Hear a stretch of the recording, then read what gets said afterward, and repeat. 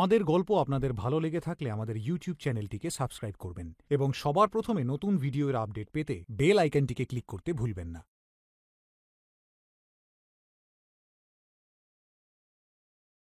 দোলনাতে মৃত অবস্থায় পড়ে থাকা আদিত্যর চোখ এখনো খোলা ছিল।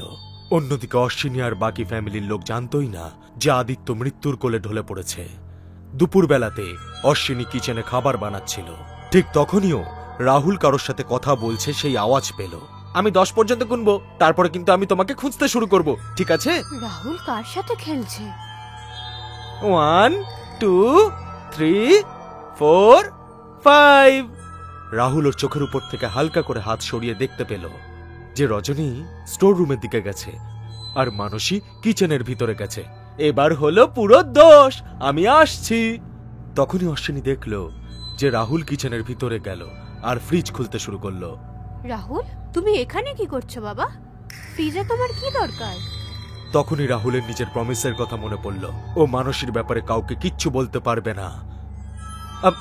কিছু না মা, কিছুই না। রাহুল দাঁড়াও। রাহুল কোনো কিছু না বলেই ওখান থেকে পালিয়ে গেল। এবার অশ্বিনী আর চোখে ফ্রিজের দিকে দেখছিল। তখনই হঠাৎ করে ফ্রিজের ভিতর থেকে জোরে জোরে আওয়াজ আসতে শুরু করলো। ও চমকে উঠল। হ্যাঁ, কে ওখানে? অশ্বিনী আস্তে আস্তে ফ্রিজের দিকে এগিয়ে যাচ্ছিল আর ওর ভিতর থেকে আসা আওয়াজটাও ক্রমশ বেড়ে যাচ্ছিল। যেই ও দরজাটা খুলল, ভেতরে বসে থাকা মানসীকে ভয়ঙ্কর রূপে ও দেখতে পেল। মানসীকে দেখে ওর নিঃশ্বাস 1 মিনিটের জন্য যেন আটকে গেল। তখনই ওর সারা শরীরে শিহরণ জেগে উঠল। জোরে ওর মুখ থেকে একটা চিৎকার বেরিয়ে এলো আর ও দ্রুত বেগে কিচেনের দিকে দৌড়ে গেল। ওর গলার স্বর শুনে মোহিতা শিবাঙ্গীও দৌড়ে দৌড়ে ওর কাছে গিয়ে পৌঁছলো। কি হয়েছে? হ্যাঁ বৌদি, তুমি ঠিক আছো তো? অশ্বিনীর মুখ থেকে কোনো কথা বেরোচ্ছিল না। ও শুধু একটা আতঙ্কগ্রস্ত চোখে কিচেনের দিকে, ফ্রিজটার দিকে দেখছিল, যার ভিতরে মানসীর ভয়ঙ্কর রূপ ও কিছুক্ষণ আগে দেখেছে। এবার মোহিত কিচেনের ভিতরে চলে গেল আর ও ফ্রিজে উঁকি মেরে দেখল। ও দেখতে পেল ফল আর সবজি রাখা রয়েছে, তার সাথে চিকেনের একটা প্যাকেটও রাখা রয়েছে। থ্যাংক গড, আমাকে ক্ষমা করে দাও।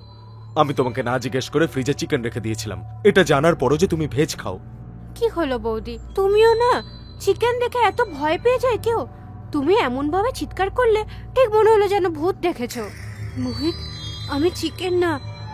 আরে আমি তো সরি বললাম একবার তোমায়, এবার ভুলে যাও ওই ব্যাপারটা। ওরা তিনজনে মিলে নিজেদের মধ্যে তর্কই করছিল। তখনই ওরা রাহুলের গলা শুনতে পেল।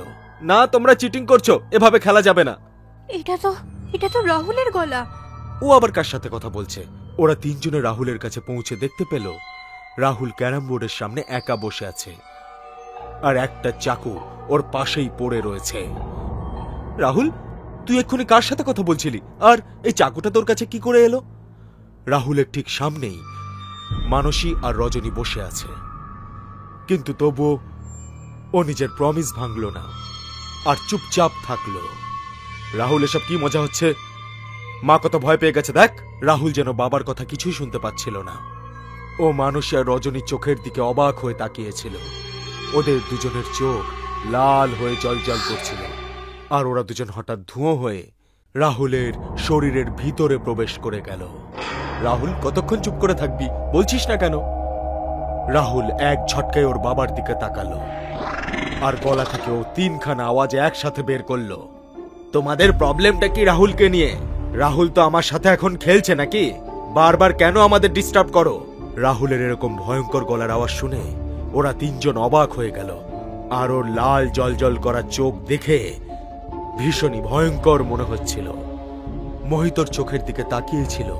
তখনই রাহুল চাকুটা তুলে নিয়ে মোহিতের চোখের ভিতরে ঢুকিয়ে দিল।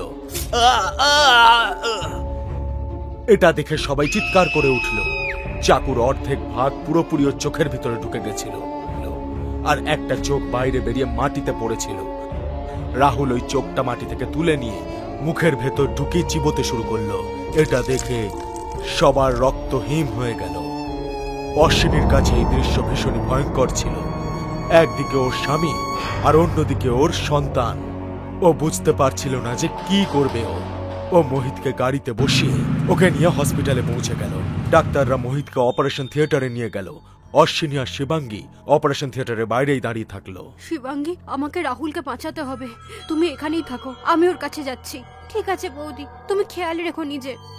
এটা বলে অশ্বিনী হসপিটাল থেকে তো বেরিয়ে গেল, কিন্তু ও বুঝতে পারছিল না যে ও এরপর কি করবে।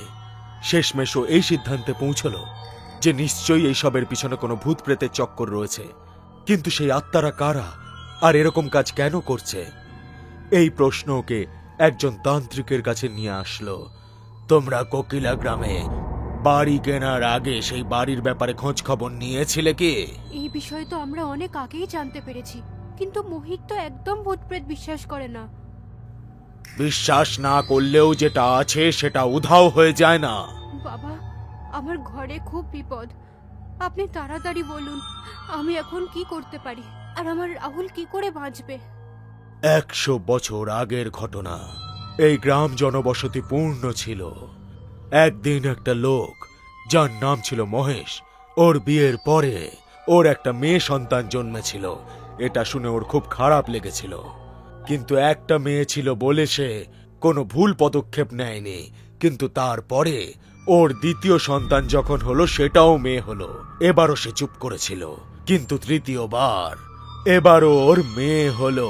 তখনই ও নিজের সদ্যজাত সন্তানকে মেরে ফেলল। ওর স্ত্রী প্রেণিতা ওকে বাধা দিলে ও নিজের স্ত্রীকেও মেরে ফেলল। তারপর বাকি থাকলো ওর দুজন সন্তান, মানসী আর রজনী।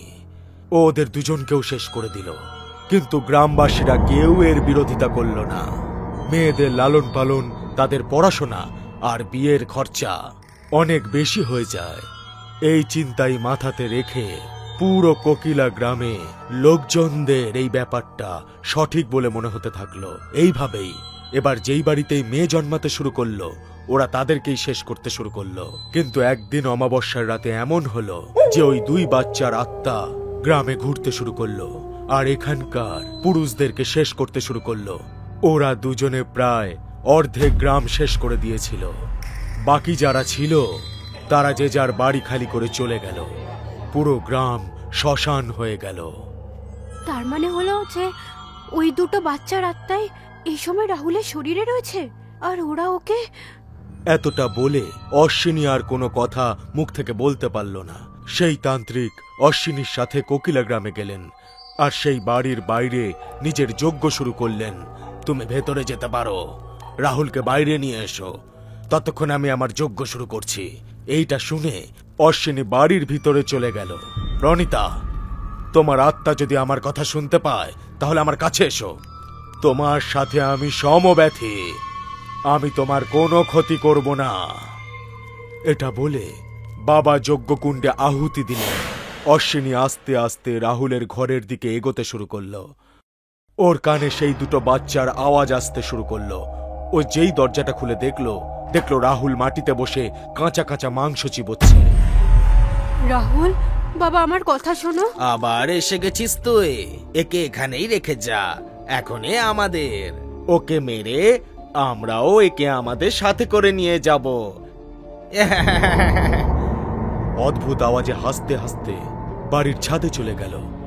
অশ্বিনী সিঁড়ি দিয়ে হাঁটতে হাঁটতে ছাদে গিয়ে পৌঁছলো আর ওখানকার দৃশ্য দেখে ওর চোখ ঠিকরে বেরিয়ে এলো। অন্যদিকে প্রণীতার আত্মাও তান্ত্রিক বাবার কাছে চলে এসেছিল। বাবা, কেন ডেকেছেন আমাকে? আমার মেয়েরা কোনো ভুল করছে না, কেন ও ওদের মাঝখানে আসছে? ওরা ঠিক কাজ করছে না। তোমার সাথে যা কিছু হয়েছে তার পিছনে এই পরিবারের কোনো দোষ নেই। ওরা আজকেই এই গ্রাম ছেড়ে চলে যাবে। তুমি তোমার মেয়েদেরকে বলো যে রাহুলকে ছেড়ে দিতে। অশ্বিনী দেখলো যে রাহুল ছাদের রেলিংয়ে সার্কাস দেখানোর মতো হেঁটে যাচ্ছে। ওর দিকে তাকাচ্ছে আর হাসছে, আবার অন্যদিকে মুখ ঘুরিয়ে রেলিং দিয়ে হেঁটে যাচ্ছে। অশ্বিনীর ভয় হচ্ছিল যদি ওর কাছে যায় তাহলে রাহুল নিচে না পড়ে যায়। অন্যদিকে বাবা এখনো প্রণীতাকে বোঝাচ্ছিল। ঠিক তখনই ওখানে অশ্বিনী এসে পৌঁছলো। রনিতা, তোমার সাথে অনেক ভুল হয়েছে। তোমার মেয়েদের প্রাণ নিয়ে নেওয়া হয়েছে আর তোমাকেও শেষ করে দেওয়া হয়েছে। কিন্তু আমরা তো ওই সময় গ্রামে ছিলামও না, আর আমার ছেলে তোমার মেয়েদের বন্ধু ভাবে। তুমিও তো একজন মা। তোমার মেয়েদের যখন মারা হয়েছিল তখন তোমার কত কষ্ট হয়েছিল। এবার তুমি যদি আমার ছেলেকেও এইভাবে মরতে দাও তাহলে আমার কি কষ্ট হবে? একজন মা হওয়ার কারণ আমার রাহুলকে তোমার মেয়েদের থেকে মুক্তি দিয়ে দাও। অশ্বিনীর চোখে জল দেখে প্রণীতার মন গলে গেল। সেই মুহূর্তেই ও বাড়ির ভিতরে ঢুকে গেল। এবার রাহুলের গলার আওয়াজ আসাও বন্ধ হয়ে গেল। অশ্বিনী বাড়ির ভিতরে প্রবেশ করে দেখতে পেল রাহুল সুস্থই রয়েছে, কিন্তু অজ্ঞান হয়ে পড়ে আছে। ও রাহুলকে বাইরে বের করে গাড়িতে করে কোকিলা গ্রাম ছেড়ে চলে গেল। কিছুদিন পরে মোহিত সুস্থ হয়ে গেল, আর ওরা নতুন বাড়িতে এসে সবাই মিলে ভালো মতো থাকতে শুরু করলো। আমাদের গল্প আপনাদের ভালো লেগে থাকলে আমাদের ইউটিউব চ্যানেলটিকে সাবস্ক্রাইব করবেন এবং সবার প্রথমে নতুন ভিডিওর আপডেট পেতে বেল আইকনটিকে ক্লিক করতে ভুলবেন না।